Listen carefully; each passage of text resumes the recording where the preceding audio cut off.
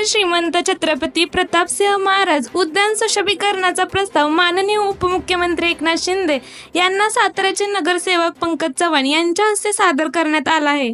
या प्रस्तावामध्ये उद्यानाचे आधुनिकीकरण, आकर्षक लाइटिंग, मुलांसाठी अत्याधुनिक खेळ साहित्य, पर्यावरणपूरक वृक्षारोपणाचा समावेश करण्यात आला असून शहराच्या मध्यवर्ती भागात असलेले हे ऐतिहासिक उद्यान नव्या रूपात नागरिकांसमोर यावे हा यामागील मुख्य उद्देश असल्याचे नगरसेवक पंकज चव्हाण यांनी सांगितले आहे।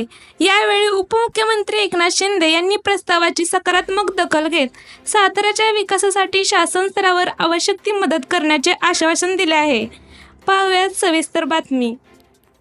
श्रीमंत छत्रपती कैलासवासी प्रतापसिंह महाराज व दादा महाराज यांच्या पुण्यतिथीचं औचित्य साधून आपल्या राज्याचे उपमुख्यमंत्री श्री एकनाथजी शिंदे यांच्याकडे आपण मागच्या आठवड्यात राजवाडा परिसर येथील श्रीमंत छत्रपती प्रतापसिंह महाराज उद्यान विकसीकरणासाठी पाठपुरावा केला होता व त्यांना आपण या बाग विकासासाठी निधीची मागणी केली होती। त्यांनी झटापट्याने लगेच मंजूर करून आपल्या ऐतिहासिक नगरीतील आपली ही जी मराठीची राजधानी आहे अशा या राजधानीत श्रीमंत छत्रपती प्रतापसिंह महाराज यांच्या जुनी आठवण जी बाग आहे आपली गोलबाग राजवाड्याची त्या बागेच्या विकासासाठी आपण त्यांना निधी मागितला व त्यांनी तो मंजूर केला। त्याबद्दल मी प्रथमतः आपल्या राज्याचे उपमुख्यमंत्री एकनाथजी शिंदे साहेब तसेच आपले खासदार श्रीमंत छत्रपती उदयनराजे भोसले, आमदार श्री शिवराजे भोसले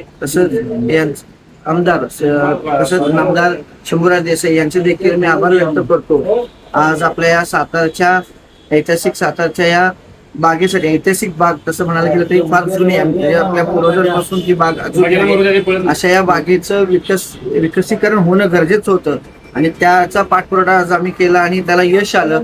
आज एकनाथ शिंदे देखील त्या बागेच्या निधीसाठी लगेच तुर्तास मंजुरी देऊन जे सहकार्य केलं त्याबद्दल मी प्रशासनाचा खूप खूप आभारी आहे। धन्यवाद।